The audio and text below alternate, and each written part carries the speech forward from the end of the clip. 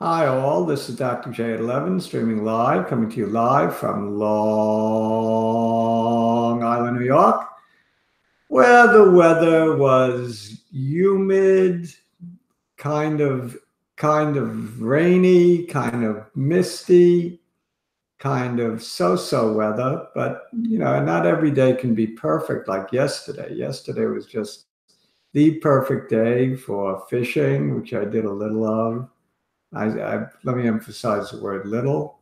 It's kind of sitting at the dock of the bay, and actually played a little basketball, which is pretty remarkable considering the broken shoulder that I had, considering all my other zillion ailments that I won't describe because it takes too long, and we only have a limited amount of time for a video blog, and I want to talk about the market, not my ailments.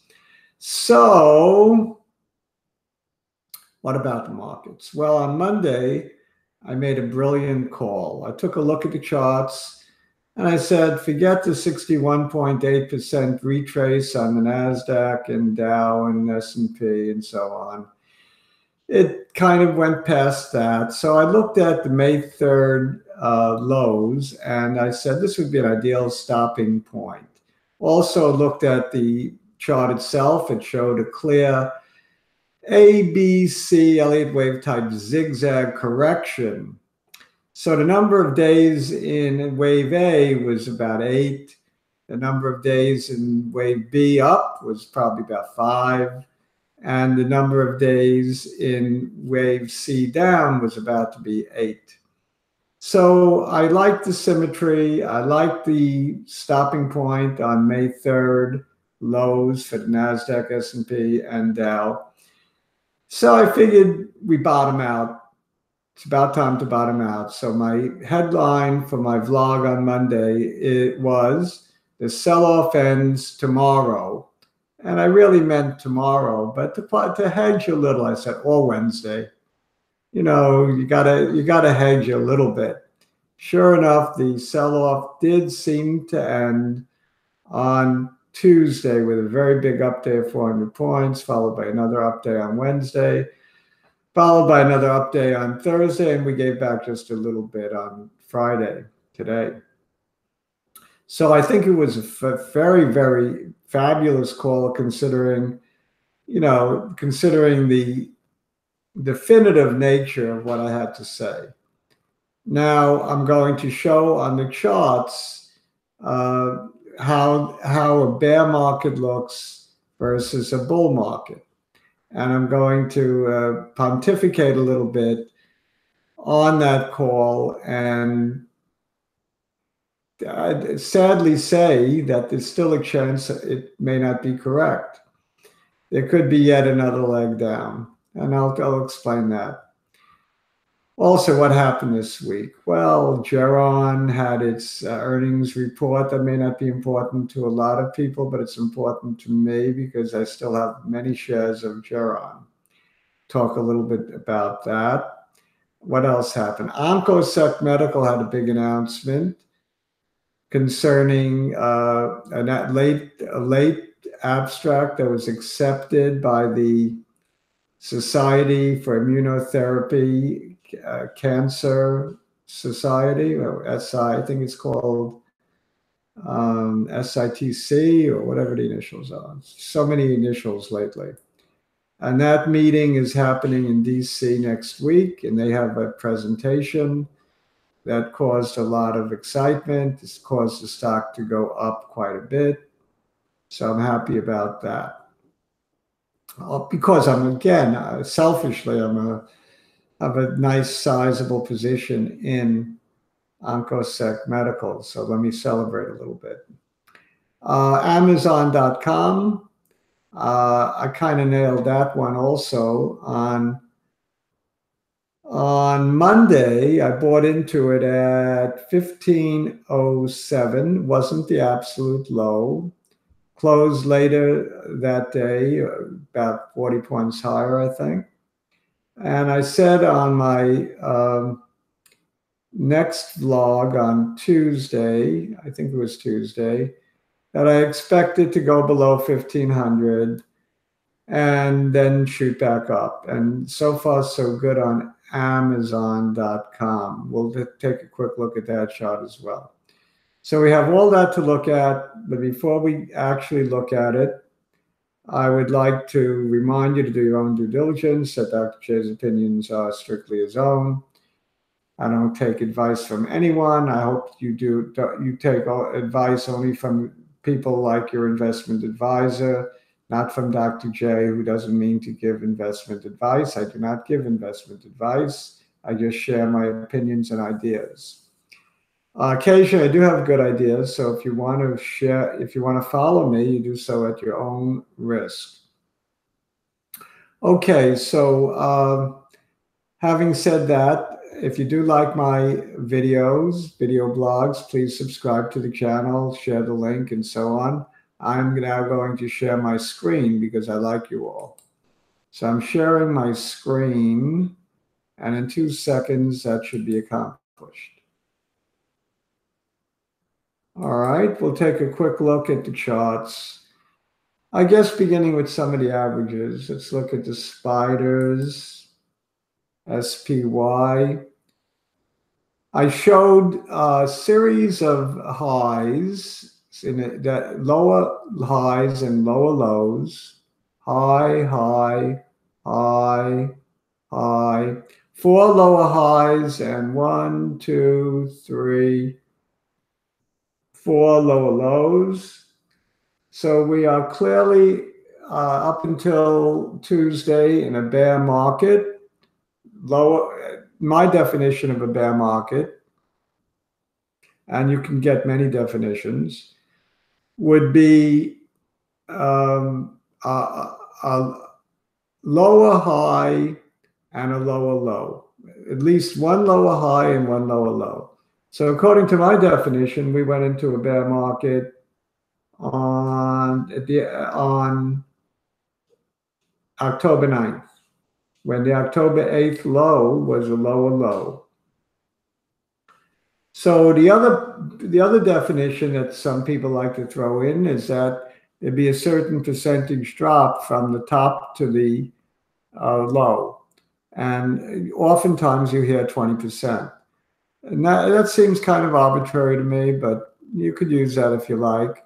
If you use that, then we weren't in a bear market, period. We were just in a correction. But my definition is bear market is just one set of lower highs and lower lows. So according to my definition, we were in a bear market as of October 9th on the SPYs. And it continued to make a series of lower lows and lower highs. And we're still making that as of today. That's why my celebration may be premature. Let's say we make another high today. In other words, let's say Monday, the high of the day is below the high of the day today, which was 275.23. Then today would be a higher high, and that would be lower than the previous. That would be a high lower than the previous high. So we're still in that stepwise down correction bear market. However, once we make a high bigger than the previous high, then we will no longer be in that bear market. Same with the low. So if we make a high here, if the next low is not lower than the low on Tuesday, then we have a chance of entering a bull market again. So this is all very technical, how you want to define a bear and a bull. And a lot of you might say, Dr. J is spewing out a lot of bull. So I'm going to move on.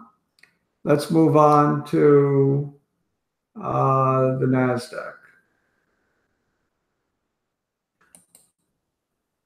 The NASDAQ, just like the spiders, has a series of highs and lows. Okay, so it's a little neat to look at. Here we have a high, the all-time high a lower high, a low, and a lower low. So it's kind of like uh, wave one, two, three, like a zigzag would be a definition of a bear market, this kind of a zigzag. So whether or not had a 20% decline, to me, this is a bear market. And I'm saying we're not technically out of it yet until we make a series of higher highs and higher lows.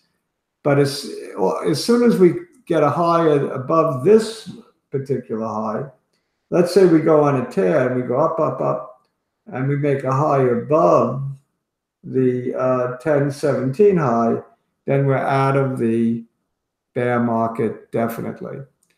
Okay, so as far as I'm concerned, the sell-off is over. Don't get me wrong. I'm just doing what all analysts do. I don't even want to declare myself an analyst. I'm doing what all gurus do, self-proclaimed or otherwise, and that is hedge. Amazon.com. Amazon, I was very lucky to get at a very good price on Monday. So going back to Monday, this is Friday, Thursday, Wednesday, Tuesday, right in here. I picked the low of the day was $14.95. I picked it up at $15.07. I'm still in it. I'm looking for at least a 50% retrace to $17.50.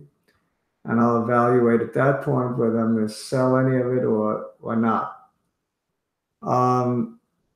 Onks, and of course, it's still technically in a bear market, as I indicated with my little stepwise fashion, lower highs and lower lows. OncoSec Medical, I talked about a little bit in the introduction. And we have a very sharp CEO at the helm, Dan O'Connor, came out with news yesterday or today, I think it was yesterday.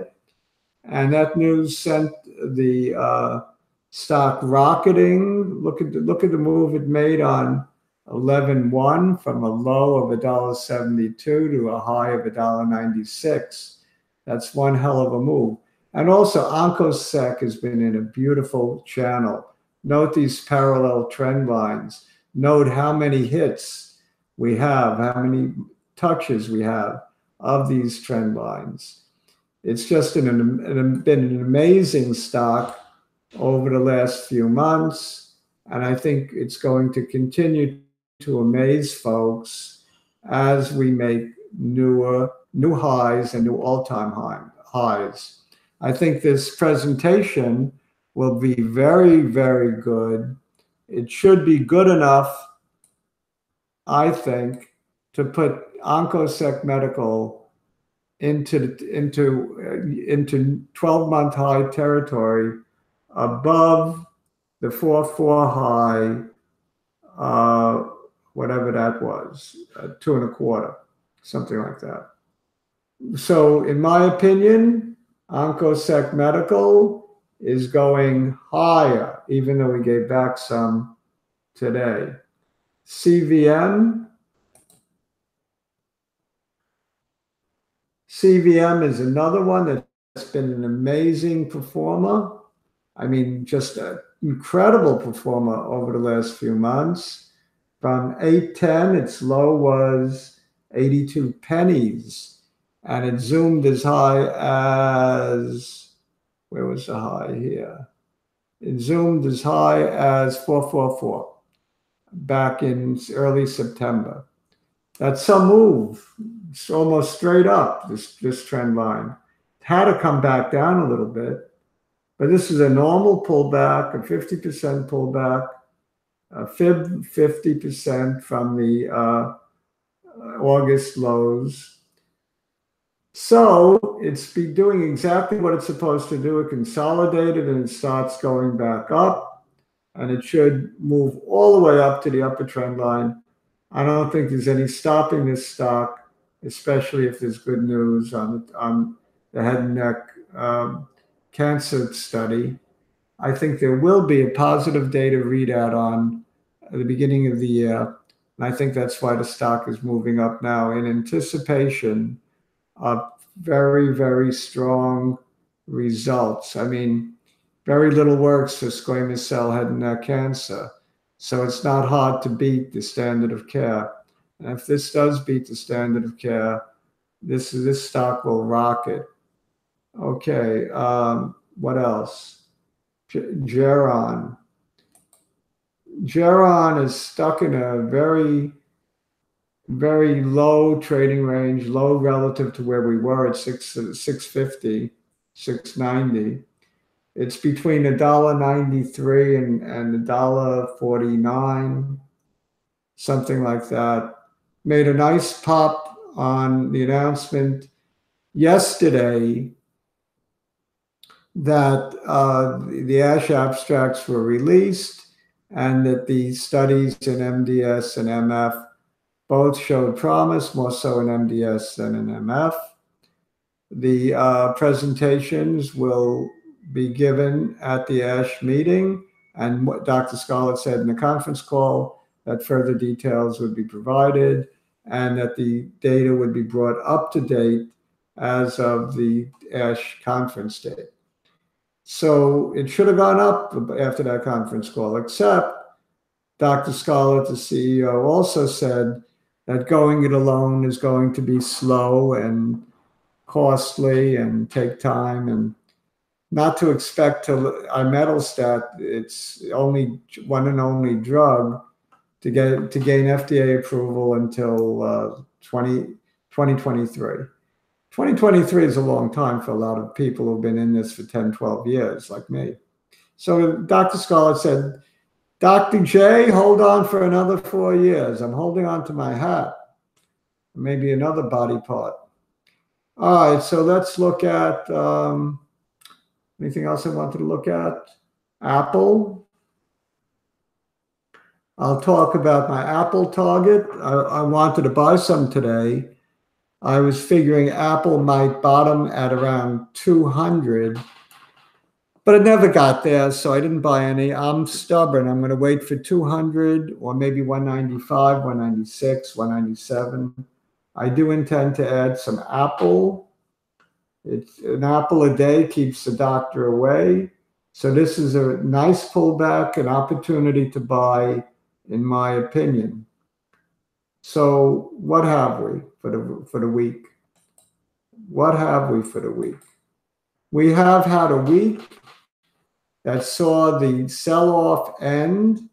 A brilliant analyst by the name of Dr. J called it on Monday. And why not call myself brilliant? Nobody else does. And oh yeah, hi. Hi all. I'm just having a little water because